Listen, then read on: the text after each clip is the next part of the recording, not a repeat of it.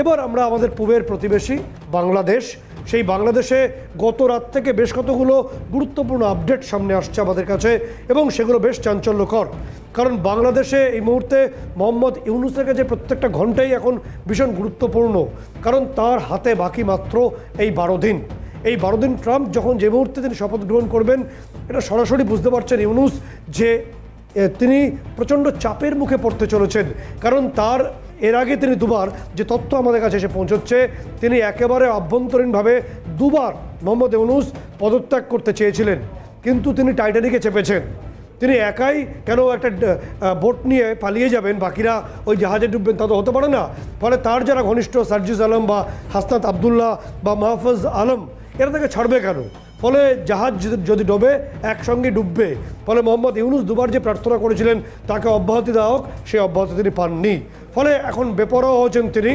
সেই বেপরোয়া হওয়ার জন্য যে তথ্য আমাদের কাছে এসে পৌঁছচ্ছে, আমরা ছবি দেখিয়ে বলবো যে বর্তমানে বাংলাদেশের স্বরাষ্ট্র সচিব যিনি হয়েছেন নাসমুল গনি, এই নাসমুল গনির ছবি আমরা স্ক্রিনে রাখবো। এই নাসমুল গনির ব্যাকগ্রাউন্ডটা কি? তিনি বর্তমানে বাংলাদেশের স্বরাষ্ট্র সচিব।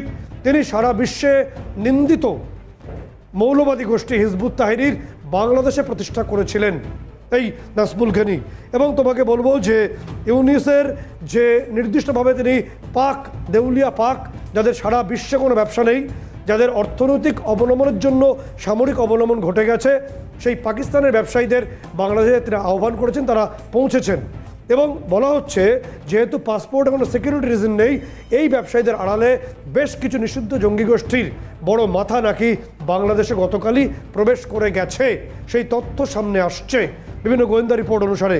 এবং তোমাকে বলবো যে এই যে ছবিটা আসছে, পাশাপাশি যে ছবি আমাদের কাছে আসছে, আগামী 18ই জানুয়ারি হিজবুত তাহরির নেতা মাহফুজ আলমের নেতৃত্বে কানাডায় একটা বড় সমাবেশ মিছিল হবে এবং তার মধ্যে ইউনূসের প্রত্যক্ষ মদত আছে বলেই গোয়েন্দা রিপোর্ট আসছে।